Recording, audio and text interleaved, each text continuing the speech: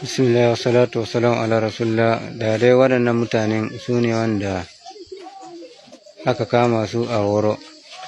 To yanzu za ku ji yanayin inda aka kama su da kuma yanayin yawan nasu a bakin su. Ya ana aka kama ku? Wace karamar hukuma? Wace jiha ce? Kwara State. Kefa, a ina aka kamo ku? Woro aka kama mu. Wace karamar hukuma? Local government. Wace jiha? Kwara State.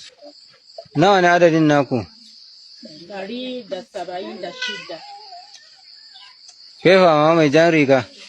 A ina aka kamo ku? Woro Wace karamar hukuma ne? local government Kayama. A wace jiha ne? Kwara State. To kun dai ji adadin naku fa? 176. To kun ji dai gashi gwamnatin naku ta kafurci da ta karya ga tana ta yi wa mutane karya ku ba ku wuce 30 ba ko 20 da wani abu.